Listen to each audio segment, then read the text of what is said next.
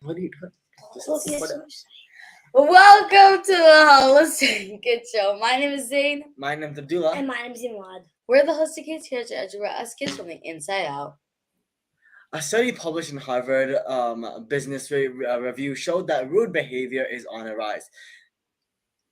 I don't need a study to tell me that. Kids are so rude at school. It's terrible. And research shows that rudeness is actually like the common cold. It's contagious. It spreads quickly, and anyone can be a carrier at work, at home, online, or in our own communities. And getting affected doesn't take much. That's terrible. So how can we help people communicate better? Because I don't want to live in a rude world. Well, neither do I. And that is why we have Sam Horn with us today. Yay! Thank you so much for joining us, Sam Horn. As an introduction, Sam Horn is the founder and CEO of the Intrigue Agency and the Tung Fu Training Institute. As a communication strategist, she helps people design and deliver one-of-a-kind presentations, pitches, books, businesses, and brands that scale their impact for good. She is an in-demand keynoter and trainer for organizations like Intel, and her 20-plus year track record of results includes speaking for such clients as National Geographic, Cisco, Fortune 500 Forum, Intel, American Society of Association Executives, Capital One, NASA, Young Presidents Organizations, Boeing, KPMG, Accenture, the U.S. Navy, and the Four Seasons Resorts. And her 3 TEDx talks and numerous books, including Kung Fu Pop and Got Your Attention, have been featured in the New York Times, Fast Company, and Forbes. Her newest book is a must-get, Talking on Eggshells. And now she is on our podcast. We are so thankful for you and your work. Thank you. I've really been looking forward to sharing some stories and ideas that we can use at school and at home too. Well, we know you are super busy, so we can't thank you enough for joining us today. Can't thank you enough.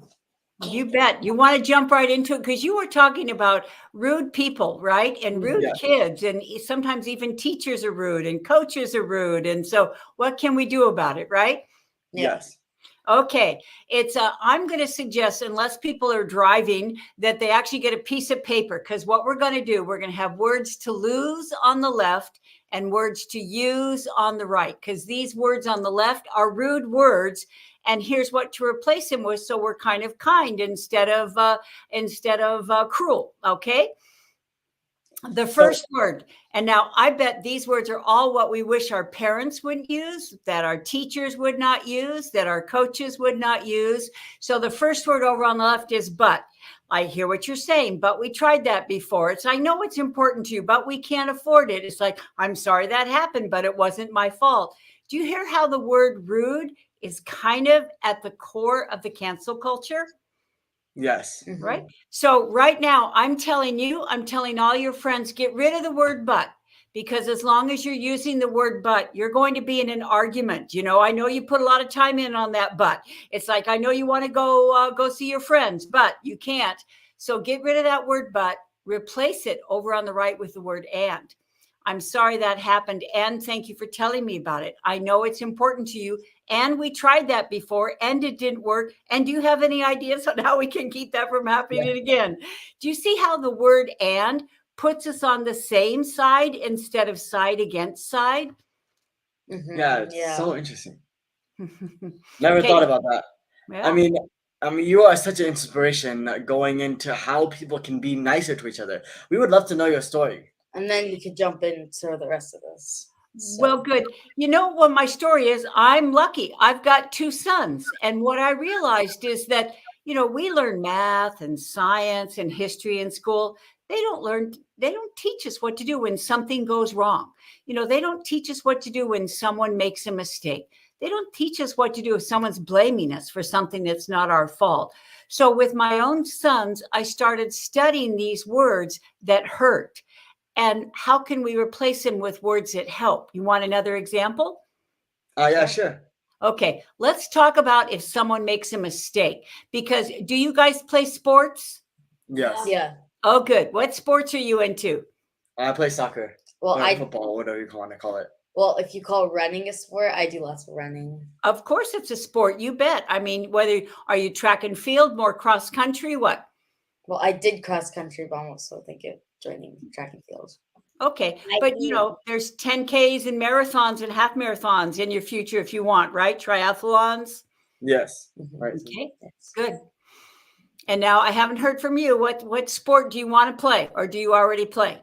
I play touch football, American Okay, soccer. good for you. And so we have soccer, we have touch football, American, we have running, etc. All right, imagine you make a mistake.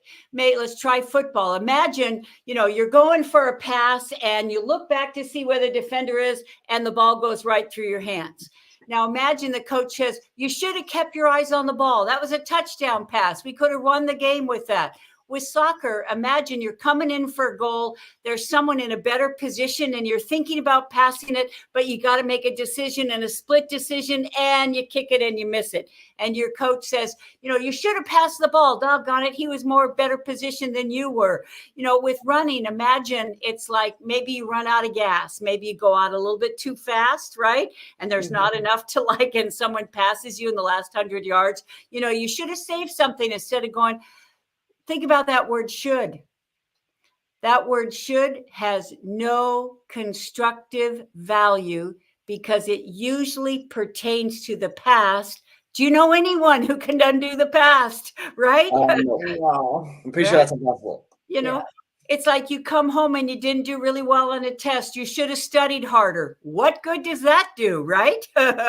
Yeah. So from now on, when someone makes a mistake, get rid of that word should and use these two words. Next time.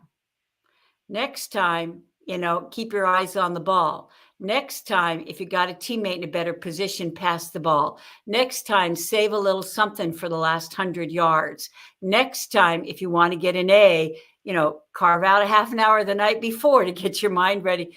Do you see how now we're being a coach instead of a critic? We're shaping behavior instead of shaming it.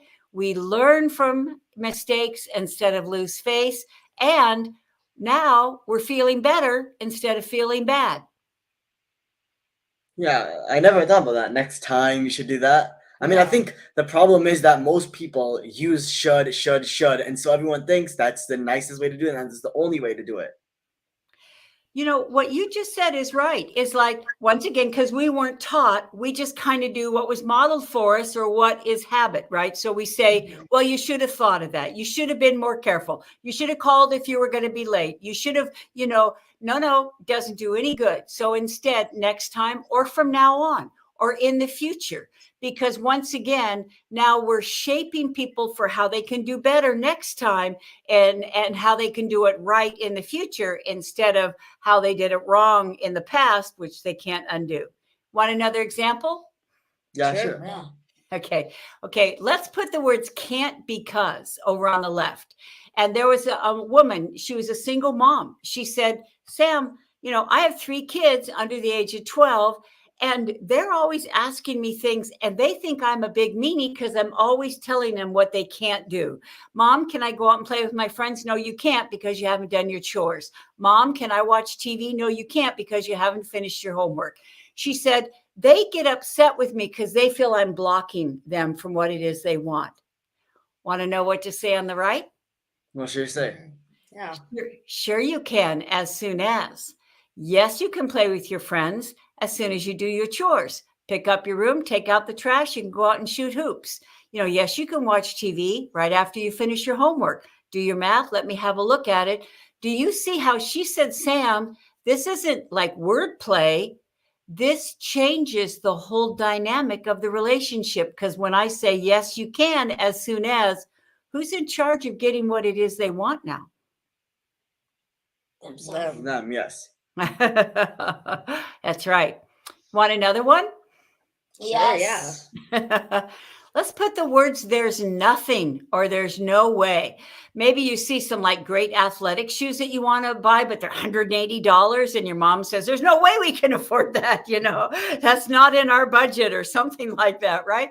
So a lot of times we tell people, we think, well, there's nothing I can do. There's no way I can change it. It's not my fault. Don't blame me.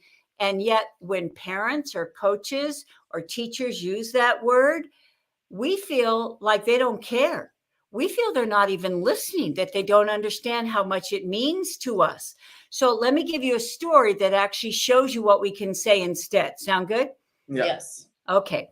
I had a friend. She said, Sam, my daughter came home last night from school. She twirled me around. I was in the kitchen fixing dinner. She twirled me around. She said, Mom, I got it. I got it. And my friend said, what? She said, I got the lead in my high school play. She said, get out your phone, put this date on your calendar. I want you to be there on opening night. And my friend said she looked at their calendar and she said, honey, there's no way I can be there. I'm speaking at a conference out of town. I'm leaving on Friday. I'm not even getting home until the following Monday. And her daughter said, Mom, you travel all the time. You miss so many of my events. Can't you make an exception this once? And my friend said, Sam, I just stayed stuck over there on the left. Well, I would like to go, but I can't because I already made this commitment. You should have told me earlier so I could have saved it on my calendar. There's no one else who can speak in my place. I'm the only one who can do this. And she said, my daughter left the room in tears. She said, when I get home tonight, I am going to use 2 words that you told me to use instead. You know what they are? Should and but. I wish I could be there in the front row because I am so proud of you and I would love to be able to share this. And instead of there's nothing, there's something. There's something we can do. Can we ask a friend to videotape that play? So when I get home on Monday night, we can sit down on the couch together and you can talk me through your performance. In the real world, sometimes we have to give bad news. But instead of saying, not my fault, nothing I can do, no way I can change it, which is a dead end, maybe we say, I wish we could afford those shoes. I can see how much you want them. There's something we can do. Maybe we can set aside $5 a week. Maybe you raise half and I can pitch in the other half. Do you see how there's something moves us forward? And once again, we're on the same side instead of this, no, I can't, not my fault, don't blame me, no way I can change it. Yeah. No. So I think a lot of people that are probably watching this, they're probably thinking right now, why? I mean, these words, these are what my parents used to use with me, and I mean, what's the difference really? Like, it's just a little bit more emphasis and emphasis on these kind of words. So why should I start using these words when I feel like what I'm already saying is doing good enough of a job? I thank you so much for asking that question. And now I get to tell another little story about my son and his son. Okay.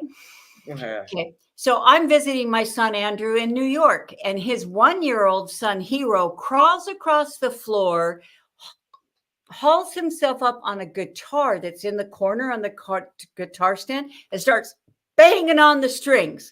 Now, look over on the left. Andrew could have yanked the guitar away. He could have gotten angry and said, stop banging on the guitar. He could have said no, all of which would have made Hero feel worse.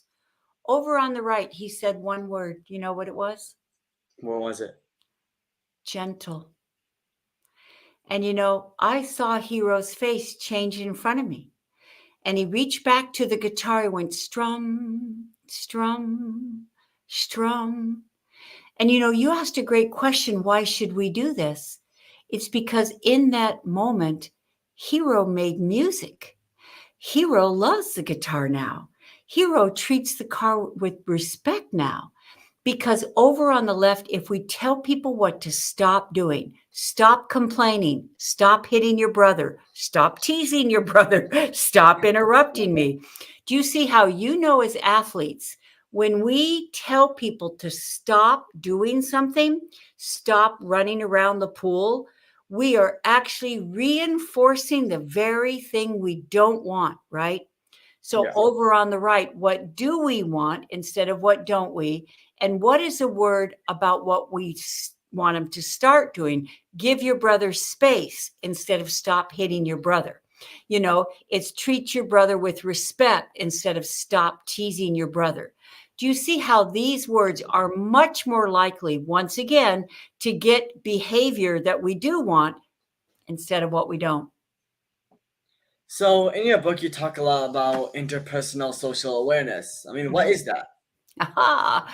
You know, I'm so glad you brought that up. Have any of you ever been rafting before? Have you rafted down a river? Yeah, right. We Yeah, I think rafted. so. We went Yeah. somewhere and we rafted. Yeah. Okay, good. Well, you know, growing up, my boyfriend was a boatman. And so I went rafting a lot in high school and college. And, you know, when he's on a boat, he's not just like talking with the passengers or he's looking ahead.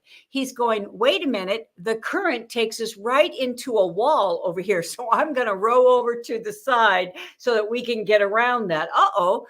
It's a lot noisier than it normally is. I'm going to pull over and get out and walk ahead and see that maybe that rapid has changed since I was last there. So see, Desmond Tutu, a very famous man, won the Nobel Peace Prize, said, we've got to stop pulling people out of the river.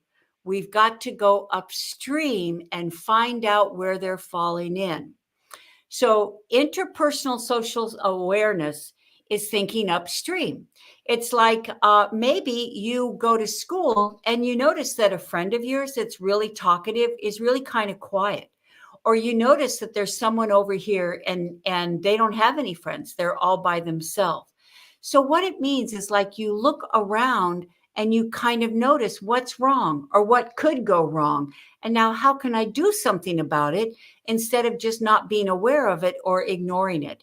And kind of in that way, we're a force for good because we're not just thinking about ourselves, we're thinking about what's happening around us. And when it comes time to get a job and to get in a relationship, if you get good at that, you're going to be the one they hire. You're going to be the one they want to be with.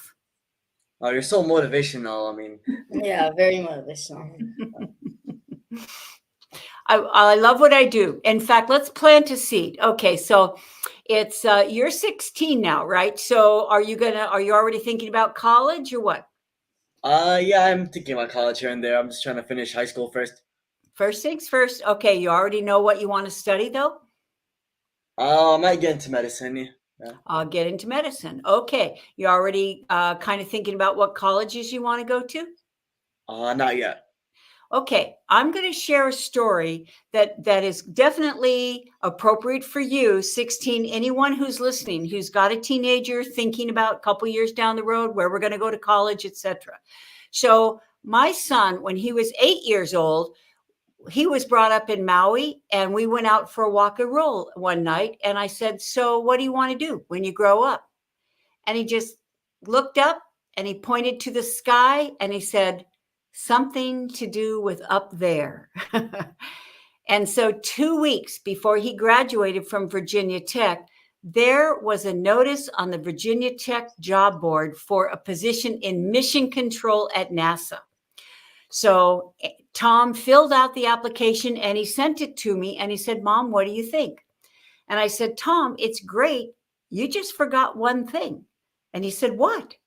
I said, "You forgot to put on your application that you and your collegiate team won the international competition to put a manned mission on Mars." Guess what Tom said? What?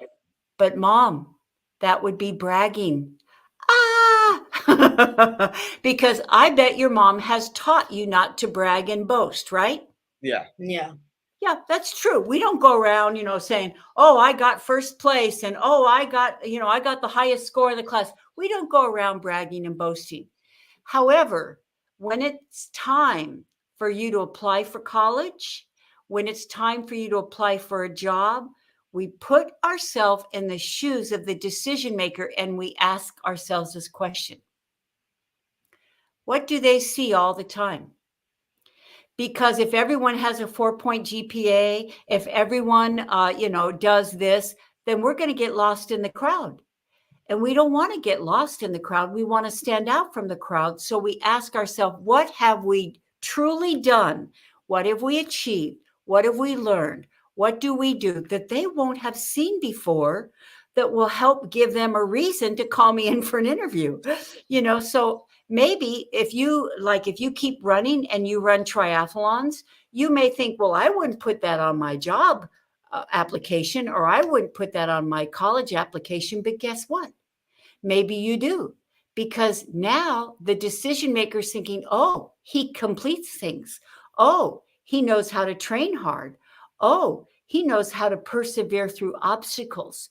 So do you see how what you have achieved may be exactly what they're looking for, that they haven't seen it before, that gives them a reason to call you in for an interview or give you a job or say, yes, you're accepted to the university of your choice. I think we actually have something very similar to that about how our mom always is like, oh yeah, they have a podcast called the Holistic Kid Show, and we're like, Mom, come on, we don't want to brag that we have a podcast. I'm like, well, this is what college people, they want to see when they're looking for people. They want to see people that have Good reputation. Exactly, yeah. That's right. Now, because I know a lot of parents listen to your show. So what you just said, over on the left, do you know what the word arrogance means? Yes, kind of. Kind of full of ourselves, right? Mhm. Arrogant is like egotistical or something like that. Over on the right, though, put the word service. Because see, if you talk about, well, we're the top rated podcast. Oh, 140,000 people listen to us every week. That's just ego, right? Yeah. However, service is listen to the words. We're really grateful that we have this opportunity to reach people around the world. We feel very fortunate to have just gotten a book deal, so even more people can benefit. Do you hear how the words fortunate or grateful or glad or happy about how this is making a difference for others? Now, that's not boasting or bragging, is it? Yeah, no, it's not. It's not, yeah. Mm-hmm. It's more like telling them, that we're grateful that we've had the opportunity to do this. And see, there's a word for that. It's called grace.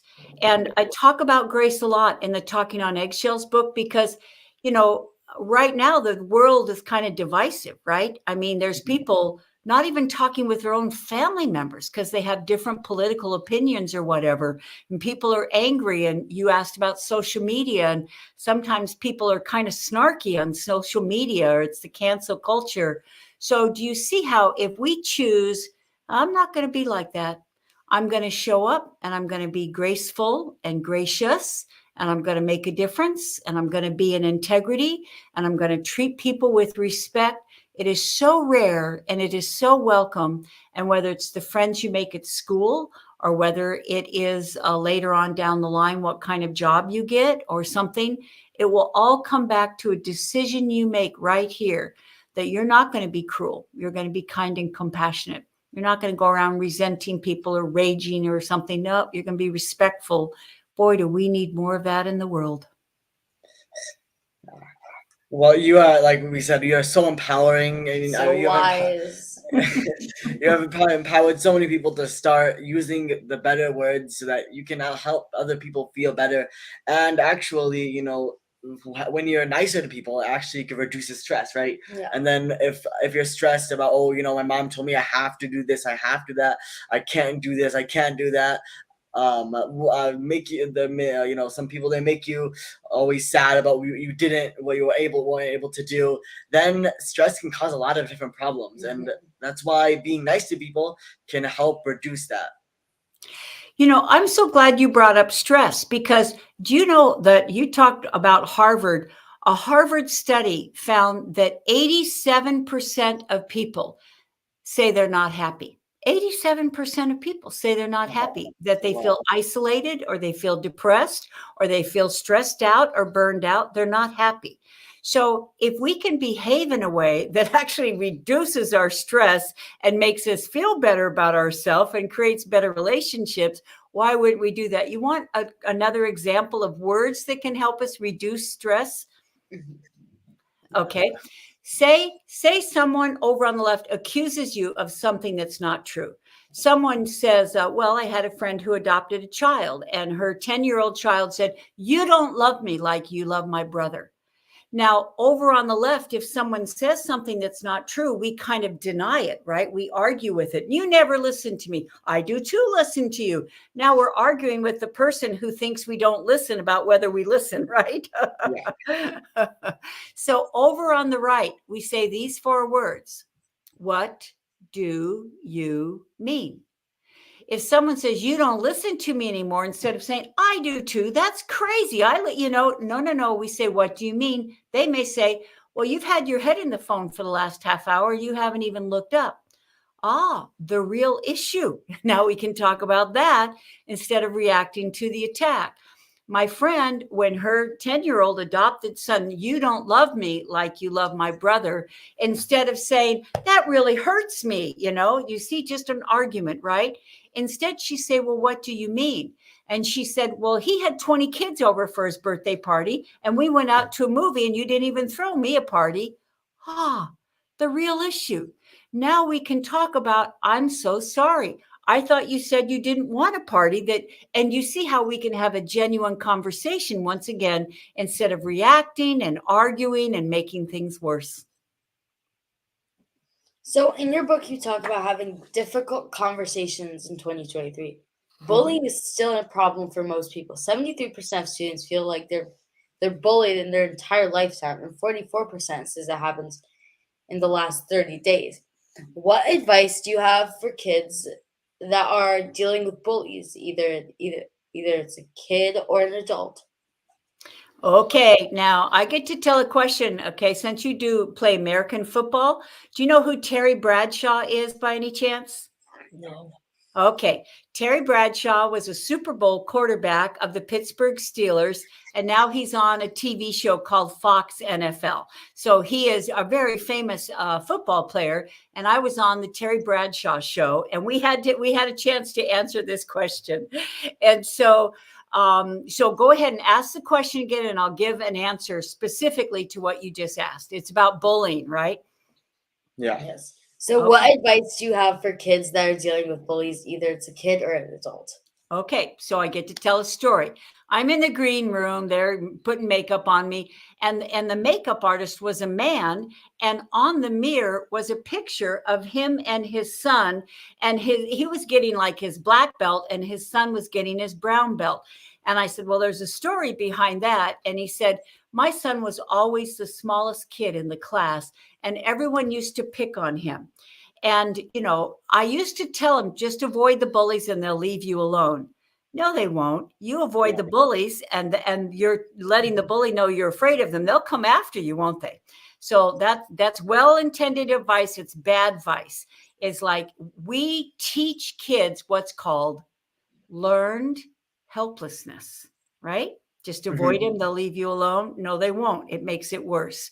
So he said, I signed my son and I up for martial arts, because in martial arts, you learn how to stand with your shoulders back, right? You learn how to stand with your feet shoulder width apart. You learn how to project confidence instead of, please don't pick on me. Crunch all of this, all 3 of you right now. Put your shoulders forward like this. Tuck your head down like this. Put your hand down in the fig leaf position like this. Now, don't you feel weak and meek? Now, everyone watching, look, that's who you pick on. It's people who look like this with their chin tucked down and with their hands like this. Now, pick your shoulders up and roll them back. Okay? All right. Sit up tall. All right, don't put your feet together. Put your feet shoulder width apart. Now, don't you feel more confident? Yes. In a way, see, you look more confident, you feel more confident, and right now you look like you can handle yourself. There's a whole different attitude. So here's what happened with this story. There was a kid who was like terrorizing him and always picking on him. When they went into the gym to get ready, it's like he's throwing his tennis shoes in the toilet and so forth. And so this was in the gym and basketball. And this big bully took a basketball and bounced it off his forehead. And you know what his son said? What did he say? What's his name? Is that what you have to do to feel good about yourself? Pick on kids half your size, right? So it's like, it's like, do you see now?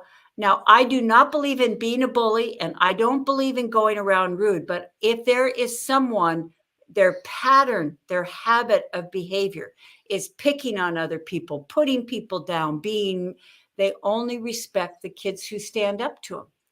And when you say, is that what you have to do to feel good about yourself? Is pick on people half your size. You are letting them know, not here, right? Enough, back off. And usually, sometimes we can't stop them from bullying.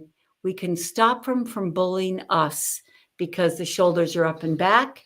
We look like we can handle ourselves. We don't look weak and meek, and we just put it right back on them. I think that's very important advice for a lot of people that are watching, because a lot of people, they just think, we might as well just hide from the bullies and maybe they'll go away. That's not true. Usually the bullies will follow. Let's use one more little story. Is that I used to have, do you know what a Jack Russell dog looks like? Do you know what they look like at all? I think so, yeah.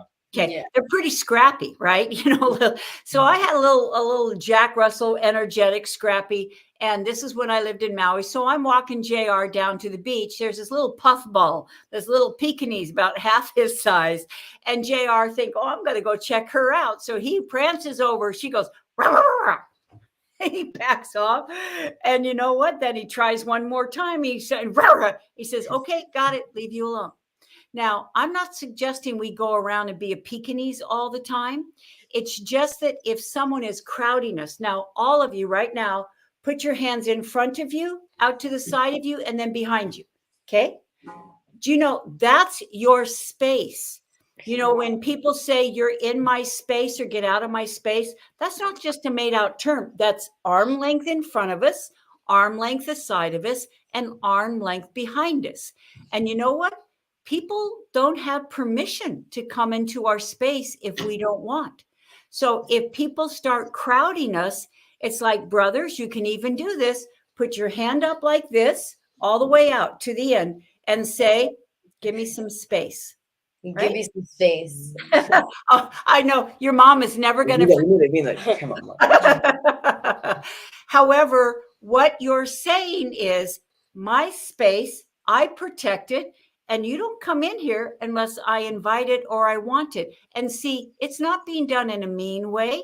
It can be done in a clear and firm way. It's like, back off, give me my space. You're in my space. Give me some space. And in a way, this is what's called boundaries. And people start understanding we have psychological boundaries and we have physical boundaries too. And it is okay for you to enforce them. So where can people learn more about you and your work? Your amazing work. Thank you. You know what? I love what I do, and I hope that comes across. So they're welcome to check out my website. It's really easy to remember, samhorn.com. So it's SAMHORN.com. And my TEDx talks are there, and I've got articles, and they can find that words to lose, words to use that they put on the refrigerator so that everyone can kind of hold each other accountable for these words that help instead of the words that hurt. Well, that was so empowering. So empowering. So empowering. Everyone, make sure to follow Miss Sam on social media. So thank you so much, Miss Sam. Let's recap your key points.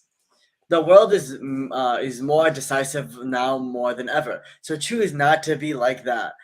Treat people with respect, and we choose to be kind and compassionate, and that starts with your words and actions. Your words are powerful, far better or worse. These are words to lose and there are words to lose and words to use. Choose words that will shape the behavior instead of shaming it. Interpersonal social awareness is key. Look around and see what's best for that certain situation. We can be a force of good. Choose your words carefully. Get rid of the words but and should instead should. Let's use next time and instead of but use instead of can't. Let's use as soon as. There's a full list of words to use and print out in her amazing book. Print it out and put it on your fridge. With bullying, we need to stand up for ourselves. We need to protect our space, and we can't stop them from bullying, but we can stop them from bullying us. And remember to always be confident and to never just rage out, otherwise you'll just be as bad as them. If we people to stop doing things, then we are actually reinforcing the very things that we don't want. Use the moves that move us forward, and we are doing the same. And we are on the same things. Remember, your words are the most powerful tools to unite. So thank you everyone for tuning in. Until next time, I'm Zansari. I'm Abdullah. And I'm Mad. Follow my family and I on social media, Holistic Mama D, and look out for my mom's book. She is working on her 8th book, and we are working on her 1st. So stay tuned. Kids need something from other kids. Please download our podcast on iTunes and leave a review so other kids and families can benefit.